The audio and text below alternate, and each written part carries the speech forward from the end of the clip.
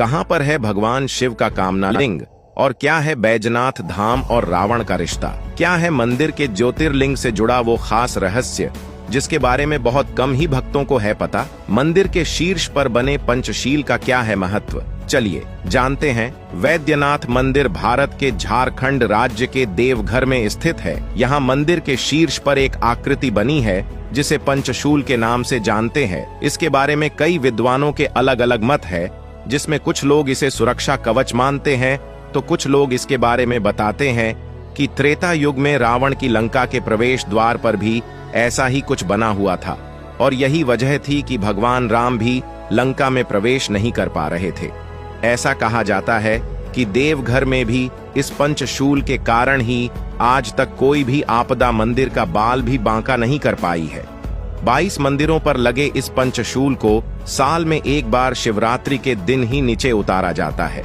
इस पंचशूल को नीचे लाने और उसे फिर से मंदिर पर स्थापित करने का अधिकार एक खास परिवार को ही दिया गया है और इसकी एक खास तरह की पूजा के बाद इसे फिर से मंदिर के शीर्ष पर यथावत लगा दिया जाता है।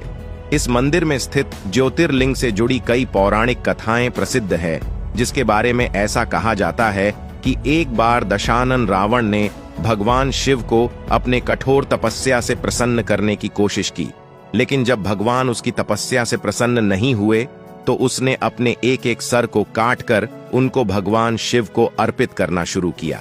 तब भगवान शिव उसकी भक्ति से अत्यंत प्रसन्न हुए और उससे एक वर मांगने के लिए कहा।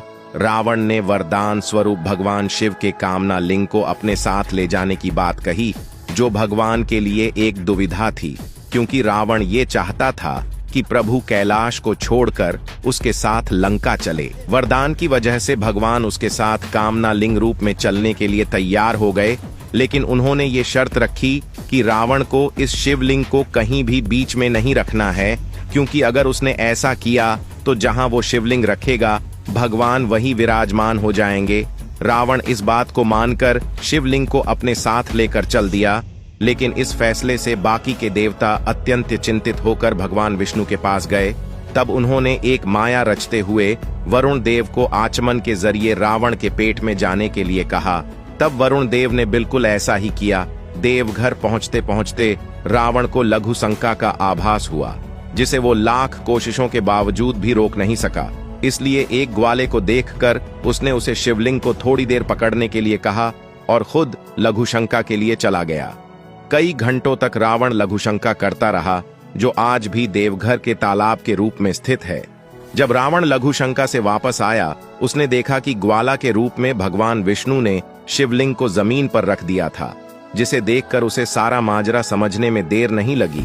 हालांकि उसने इसके बाद शिवलिंग को उठाने की काफी कोशिश की, लेकिन वो लाख चाहकर भी ऐसा नहीं कर सका और इसलिए उसने गुस्से में अपने अंगूठे से शिवलिंग को और नीचे धंसा दिया और वहां से चला गया। तब से लेकर आज तक भगवान शिव कामना लिंग के रूप में यही देवघर में स्थित है और भक्तों पर अपनी विशेष कृपा रखते हैं। जानकारी